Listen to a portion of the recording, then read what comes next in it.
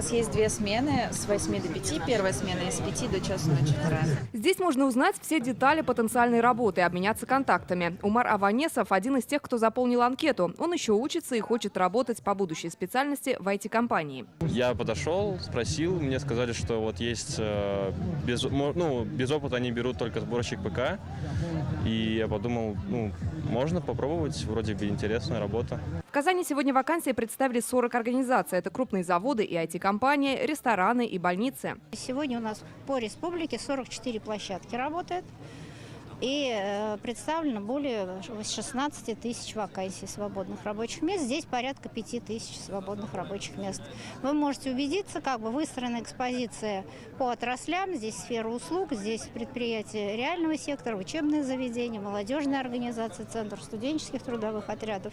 Сейчас самые востребованные вакансии в Татарстане – водитель, инженер, врач, медсестра и электрогазосварщик. А мы отправились на поиски самых высокооплачиваемых. Так, программист в татарстанской IT-компании может заработать больше 200 тысяч рублей, менеджер по закупкам маркетплейса – 70 тысяч. Мы предлагаем вакансии птицевода, слесаря-оператора, упаковщицы, грузчики у нас есть, вакцинаторы есть у нас. Ну и рабочие специальности в убойном цеху. Зарплаты у нас от 50 тысяч начинаются и выше.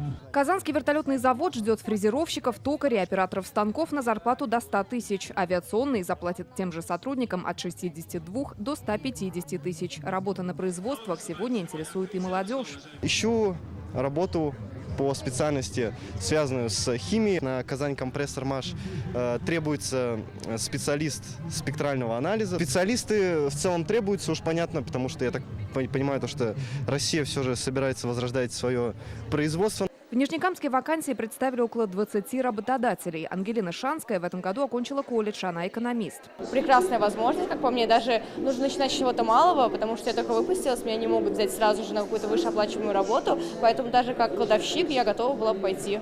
Нижнекамцам сегодня предложили более 800 вакансий. Представлены вакансии, начиная от подсобного работника, заканчивая инженером. Максимальные заработные платы здесь более 150 тысяч. На каждой площадке сегодня работали пункты отбора на контрактную службу. Мужчины могли получить актуальную информацию о наборе вооруженной силы. Лена Знатульна, Игорь Романов, Гульнара Миниханова, Александр Лихачев, ТНВ, Татарстан.